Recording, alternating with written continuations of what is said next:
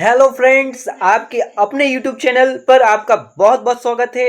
ये क्लास 10 का chapter electricity जो बहुत ही मोस्ट वेटेड चैप्टर है, जिससे आपके क्वेश्चंस और कॉम्पिटेंसी बेस्ड से रिलेटेड क्वेश्चंस जरूर बनते हैं।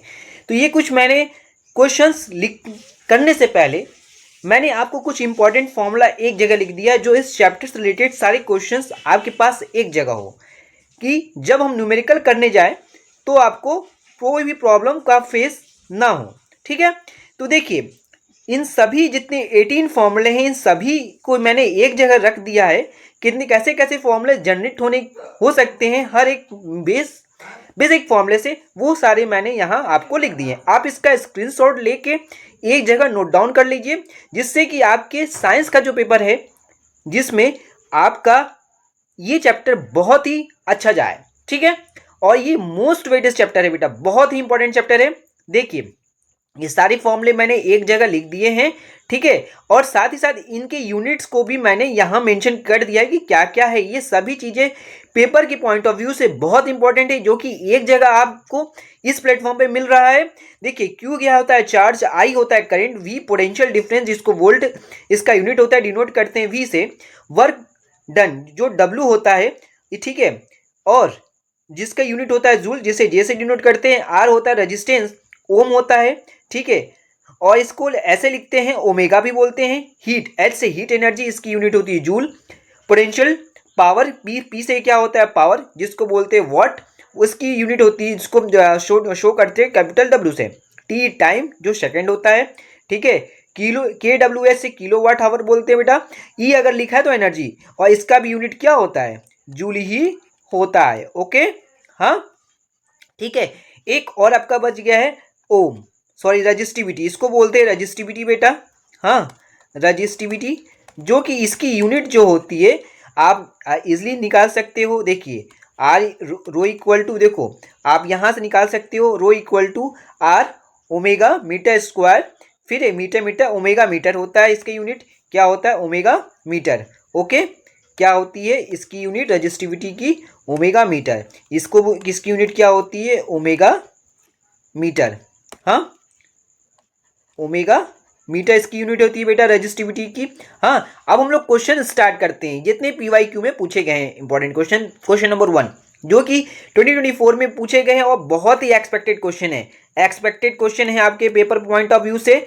ठीक है, और बहुत इजी है। देखिए an electric source supply charge of 500 coulomb, ये क्या दे दिया बेटा आपको, क्यू, क्योंकि क्यू मैंने बताया था जो इसका यूनिट होता है सी मतलब coulomb. If the current drawn by the device 12 milli ampere, sorry 25 milli ampere, तो ये आपको क्या दे दिया करंट, लेकिन इसमें क्या दिया है, ये दे दिया आई। ठीक है, मिली एम्पियर दे दिया। अब बोला find the time in the electric current, आपको क्या निकालना है, टाइम निकालना है। ठीक है, बहुत इजी क्वेश्चन है बेटा।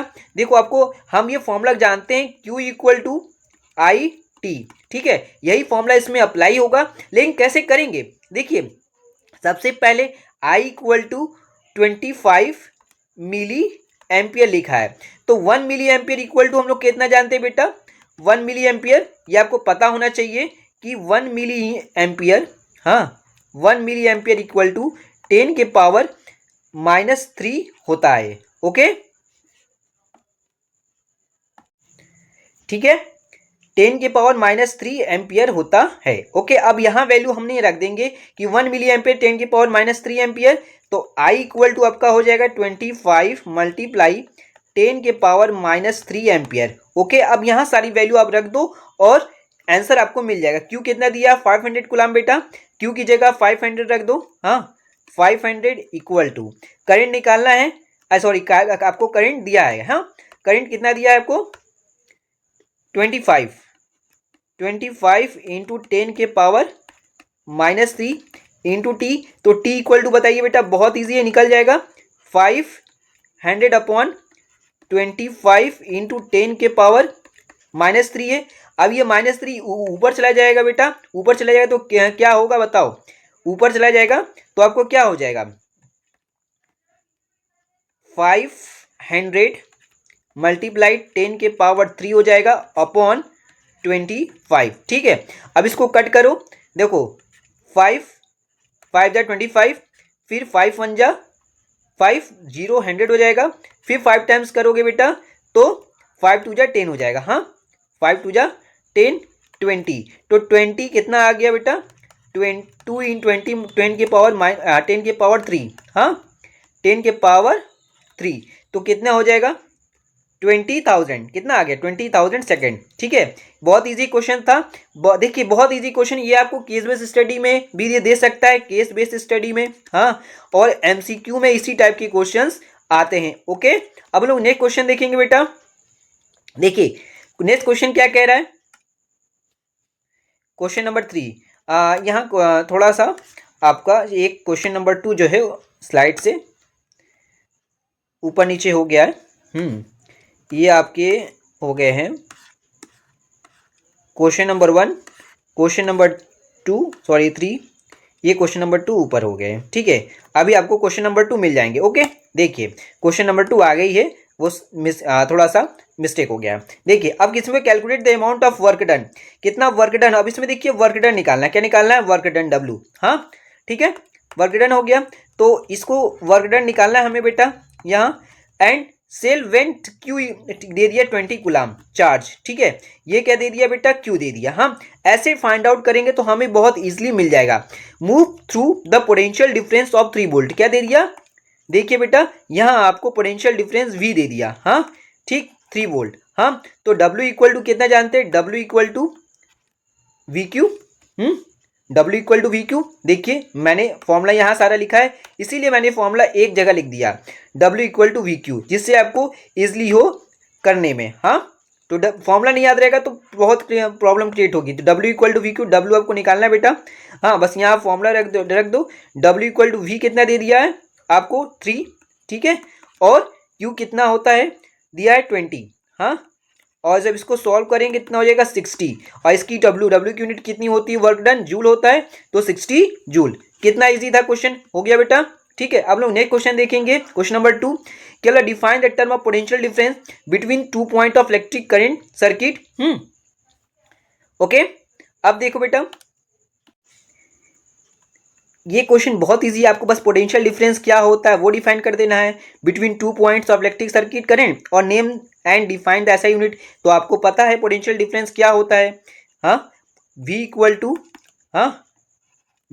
W अपॉन Q होता है, यही मेरा क्या होता है potential difference for 2 points, 1 point से 2 पॉइंट तक जाने जितना वर्क डन होता है। ठीक है, वही क्या होता है मेरा पोटेंशियल डिफरेंस होता है बिटवीन 2 पॉइंट्स। ठीक है, और इसकी यूनिट क्या होती है वोल्ट होती है। हाँ वोल्ट होती है, और अगर आपको एसआई यूनिट, ये हो गया आपकी एसआई यूनिट। ठीक, हाँ also the express in the term of SI unit work और चार्ज के फॉर्म में भी लिखना है। तो आप देखो ये आपको क्या होता है V equal to W work done upon coulomb. हाँ आप इसको चार्ज लिख सकते हो। तो इसकी यूनिट क्या हो जाएगी V equal to work done मतलब जूल पर कुलाम।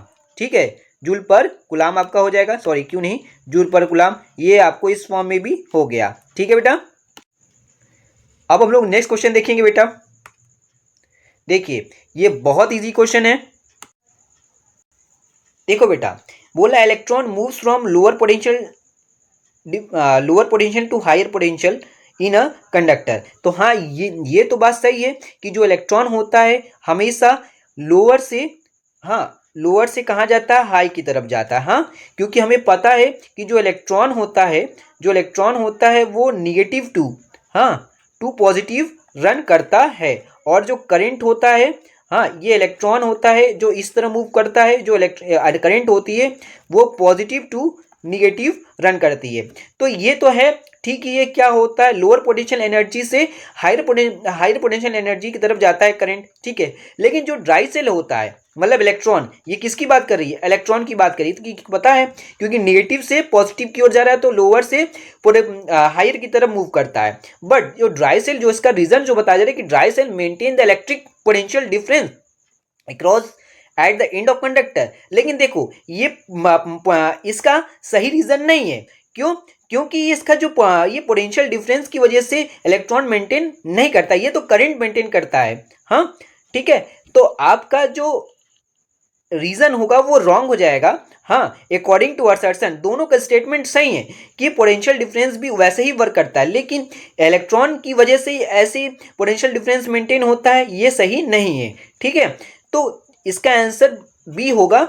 असर्शन और रीजन दोनों ही ट्रू हैं, दोनों ही ट्रू हैं, but reason is not across the explanation of the assertion. इसका रीजन ये नहीं बता रहा है। ठीक है, अब हम लोग नेक्स्ट क्वेश्चन देखेंगे बेटा। The resistance of wire does not depend on it. ये रेजिस्टेंस ऑफ वायर किस पे डिपेंड नहीं करता है, लेंथ पे, एरिया पे, across the section, shape of the देखो इसका करेक्ट आंसर क्या है, यही है। ठीक है, इसी शेप पे नहीं करता है, क्योंकि हमें पता है जो रेजिस्टेंस होता है आर इक्वल टू क्या होता है, रोला अपॉन ए। ठीक है, रो एल अपॉन ए। तो देखो लेंथ पे डिपेंड कर रहा है, हाँ, अक्रॉस द एरिया पे डिपेंड कर रहा है, मटेरियल पे भी करता है और टेम्परेचर पर भी करता है। ठीक है, लेकिन ये सी पे नहीं करता है, इसलिए आंसर इसका शेप, किसी भी शेप पर ये डिपेंड नहीं करता है। ओके, अब लोग नेक्स्ट क्वेश्चन देखेंगे बेटा। देखो इस नेक्स्ट क्वेश्चन में हम लोग क्या बोल रहा है कि wire is the relation between the resistance R, electricity ये दे दिया है, material conductor is the shape. ये बहुत इंपॉर्टेंट क्वेश्चन है बेटा, बहुत इंपॉर्टेंट क्वेश्चन है, ये जरूर देता है। हाँ, ठीक है, लेंथ आपकी एल दी हुई है, area of the cross section A दे दिया है, hence derive the of SI unit of resistivity. ठीक है, देखिए बहुत इजी है, क्या रिलेशन होता है बस मुझे बताना है कि आर इक्वल टू क्या होता है बेटा, रो एल अपॉन ए। ठीक है, और इसके बाद आपका रजिस्टिविटी बोला है कि इलेक्ट्रिकल रजिस्टिविटी क्या होती है, ये होता है। तो यहाँ से आपका रो इक्वल टू कितना हो जाएगा बेटा, R into A upon L. Okay, अब देखिए आर मतलब रेजिस्टेंस, तो इसका यूनिट क्या होता है, ओमेगा होता है। ठीक है, इंटू ए मतलब क्रॉस सेक्शन एरिया मतलब मीटर स्क्वायर हो जाएगा। ठीक है, अब लेंथ एल कितना होता है, एम होता है, ये एक एम कैंसिल हो गया, तो क्या मिल गया बेटा, ओमेगा मीटर। ठीक है, यही इसकी क्या हो गया, SI unit, omega rho equal to omega metre. Okay, यही इसकी क्या होती है, यूनिट होती है। अब हम लोग नेक्स्ट क्वेश्चन देखेंगे। बोला है the resistance of material wire of length 3 metre is 60 omega. मतलब आपको लेंथ दे दिया, आर दे, ओमेगा दे दिया, मतलब आपको ये आर दे दिया। ठीक है, रेजिस्टेंस जिसको बोलते हैं omega. The area of cross section of wire इतना दे दिया। कैलकुलेट द इलेक्ट्रिकल रजिस्टिविटी, इसका मतलब आपको क्या निकालना है, रजिस्टिविटी निकालना है बेटा। How will be the resistivity of wire change if the length and diameter wire both are double, justify your answer. क्या इनकी हम लोग लेंथ और डायमीटर दोनों ही क्या कर दे, अगर चेंज कर दे तो क्या ये इसको सेटिस्फाई करेगा। ठीक है, देखते जस्टिफाई करिए इसके आंसर को। देखिए सबसे पहले हम लोग जो जो दिए हैं क्वेश्चंस उसे हम लोग कर लेते हैं। ठीक है, पहले गिवन में क्या क्या दिया है उसे हम लोग प्रॉपर वे में लिख लेते हैं। ठीक है बेटा, क्या क्या दिया है आपको बताइए। आपको दिया है, सबसे पहले आपको क्या दिया है, एल दिया बेटा। हाँ, एल इक्वल टू कितना दिया है, 3। एल इक्वल टू कितना दिया है, 3 मीटर।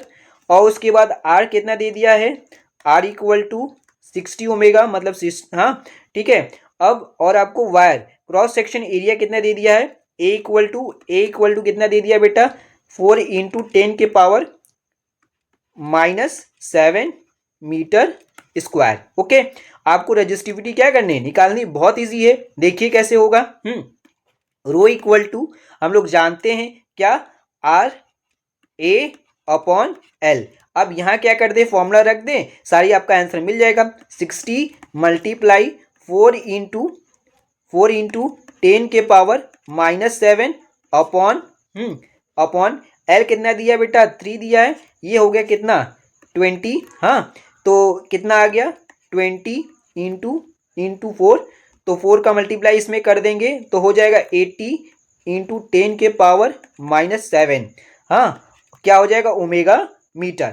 हाँ, ओमेगा मीटर।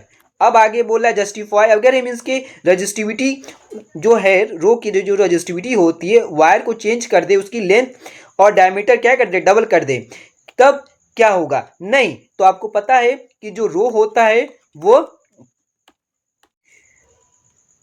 रजिस्टिविटी के मटेरियल और टेम्परेचर पर डिपेंड करता है। किस पे डिपेंड करता है, मटेरियल पर और टेम्परेचर पर डिपेंड करता है। लेकिन ना ही वो लेंथ और एरिया पर डिपेंड नहीं करता है, लेंथ और एरिया पर डिपेंड नहीं करता है बेटा। ठीक है, ये आप लिख सकते हो, resistivity remains unchange when length and diameter are doubled. हाँ, इसके कोई भी चेंजेस नहीं होगा, अनचेंज रहेगा। क्या होगा? अनचेंज। हाँ ठीक है बेटा, अनचेंज रहेगा, कोई फर्क नहीं पड़ेगा। इसके लेंथ और डायमीटर पे अगर चेंज भी कर दे तो इसकी रेजिस्टिविटी पे कोई फर्क नहीं पड़ेगा। ओके, अब लोग नेक्स्ट क्वेश्चन देखेंगे बेटा। देखिए बहुत इंपॉर्टेंट क्वेश्चन है, ये बहुत इंपॉर्टेंट क्वेश्चन है बेटा, आपके एग्जामिनेशन की पॉइंट ऑफ व्यू से आते हैं जरूर। देखो बेटा, ऐसे क्वेश्चंस आपको देख के बिल्कुल भी हेजिटेट नहीं होना है, पैनिक नहीं होना है। ठीक है, बहुत इंपॉर्टेंट क्वेश्चन है, आराम से मैं बताऊंगा। देखिए सबसे पहले आर ए कितना दिया है, एरिया ए दिया है, लेंथ एल दिया है, और दूसरे के लिए कितना दिया है आपका, एरिया 2a हो गया, लेंथ हाफ हो गया, और तीसरे के लिए a/2 l/2। बस सिंपल फॉर्मूला जो हम लोग जानते बेटा, आर ए के लिए क्या हो जाएगा वो हम पहले निकाल लेंगे। आर ए इक्वल टू, हाँ R A equal to R A equal to कितना हो जाएगा, रो एल। क्या होता है? Rho L. एल कितना दिया है, यही है। एरिया कितना है, ए है। ये हो गया ए के लिए। ठीक है, अब बी के लिए निकाल लेंगे बेटा। आर बी के लिए देखो, रो वैसे ही रहेगा, लेंथ कितना दिया, l/2, यहाँ हम लिख दिए l/2। अब उसके बाद एरिया कितना है, 2a है। कितना है, 2a। इसको सॉल्व करेंगे कितना हो जाएगा बेटा, जब इसको सॉल्व करेंगे तो ये 2 क्या हो जाएगा बेटा, कैंसिल आउट हो जाएगा। हाँ, तो कितना हो जाएगा, रो l/a, रो l/a हो जाएगा बेटा। अब उसके बाद देखो, अब हम लोग किसको निकाल लेंगे, आरसी को। आरसी में क्या दिया है बेटा, आरसी इक्वल टू आपका क्या हो जाएगा, सॉरी कटेगा नहीं, ये 4 हो जाएगा। ये आपका 4 हो जाएगा, कटेगा नहीं, सॉरी, ये आपका 4 हो जाएगा। हाँ, ये हो जाएगा 2। हाँ, अब इसको जब सॉल्व करेंगे तो यहाँ आपका हो जाएगा रो एल, हाँ रो एल अपॉन 4a, रो एल अपॉन 4a हो जाएगा, रो एल अपॉन 4a हो जाएगा। ये आर बी हो गया, ये आर सी हो गया। ठीक है, ये आपका हो गया R B. R B equal to कितना हो गया, rho L upon 4a। Okay, अब आर सी निकालेंगे। आर सी में क्या होगा बेटा, आर सी रो दिया है, एल कितना दे दिया, l/2। हाँ, l/2, ए कितना दे दिया है आपको, a/2 दे दिया है। ठीक है, a/2। आज जब इसको सॉल्व करेंगे बेटा आर सी को, तो ये 2 क्या हो जाएगा, कैंसिल आउट हो जाएगा। तो ये किसके हो जाएगा, रो एल अपॉन ए हो जाएगा। हाँ, रो एल अपॉन ए। अब आपको किसका निकालना, R A upon R B का निकालना है। ठीक है, तो ए 1/1 हम लोग करेंगे बेटा, आर ए, हाँ R A upon R B. ठीक है, R A upon R B. R A की वैल्यू कितनी है बेटा, रो एल है, रो एल अपॉन ए। इसको सॉल्व करेंगे बेटा, आर बी है, आर बी की वैल्यू ऊपर कर दो, इसको ये क्या ऊपर चला जाएगा, रेसिप्रोकल हो जाएगा, तो हो जाएगा 4a अपॉन रो एल। ये पूरी वैल्यू इससे कट जाएगी, ए इससे हो गया, तो कितना आ गया, इसकी वैल्यू 4/1। दैट मीन्स ये हो गया आपका 4:1। ठीक है, 4:1 आपका हो गया क्या, आर ए और आर बी। अब आपको क्या निकालना है, आर ए आर बी और आर सी निकालना है। ठीक है, R B sorry R A और सी निकालना है। आर ए और आर सी अगर निकालेंगे बेटा तो भी आपका हो जाएगा R A upon R C. तो आर ए की वैल्यू कितनी है बेटा, रो एल अपॉन ए। अब आर सी की वैल्यू कितनी है, रो एल, मतलब ए अपॉन रो एल। हाँ ठीक है, इसको क्या चेंज कर दो, तो ये हो जाए कितना, इसकी वैल्यू बेटा कट जाएगा, दोनों क्या हो जाएंगे, कट जाएंगे। तो इसकी जो वैल्यू हो जाएगी कितनी हो जाएगी, 1:1।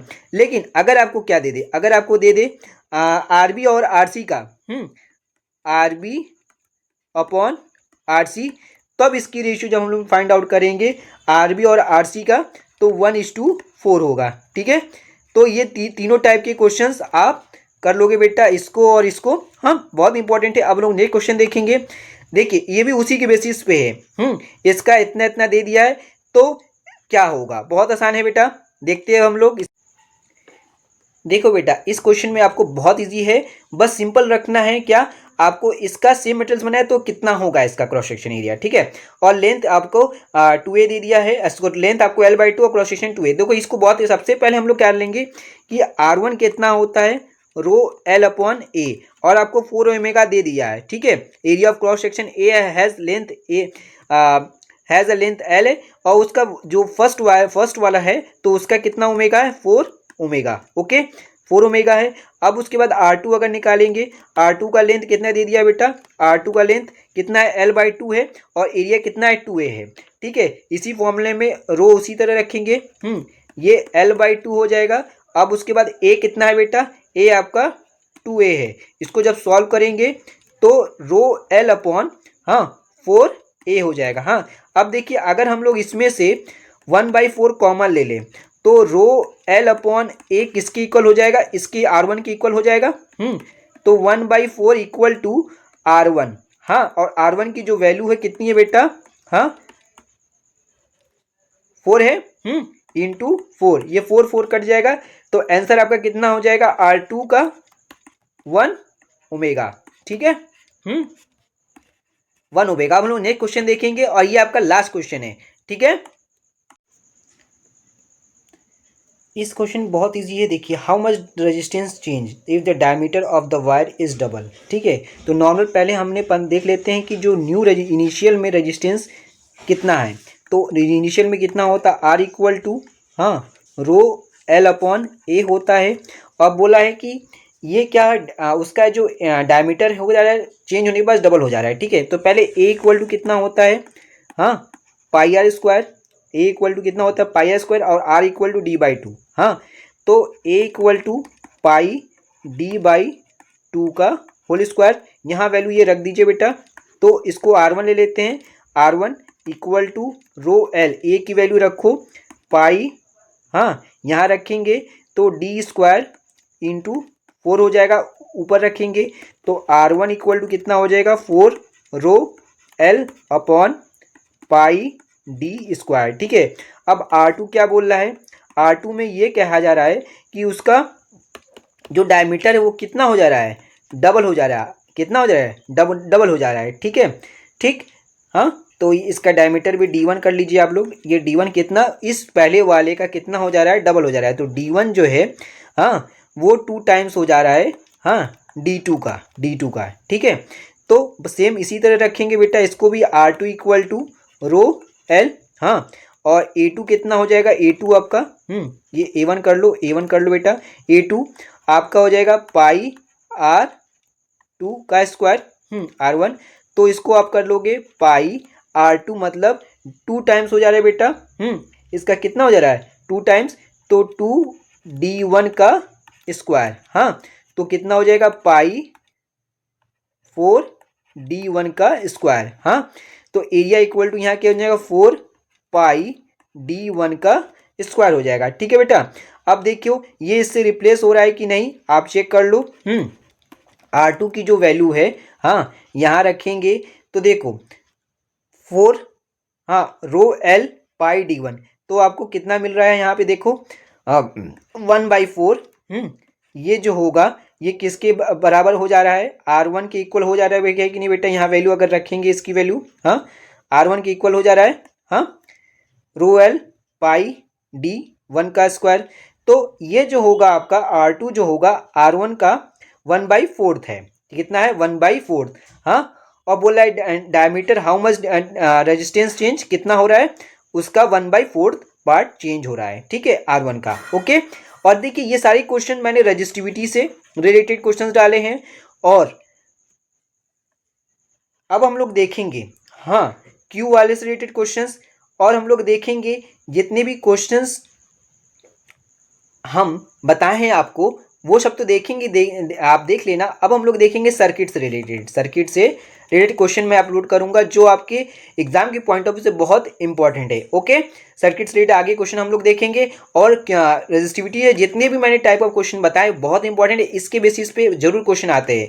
मोस्ट इंपॉर्टेंट क्वेश्चन मैंने बताए हैं जो आपके पेपर में आने के चांसेस बहुत 100 + 10% है, ठीक है। और वीडियो अच्छी लगी तो लाइक शेयर सब्सक्राइब जरूर करें।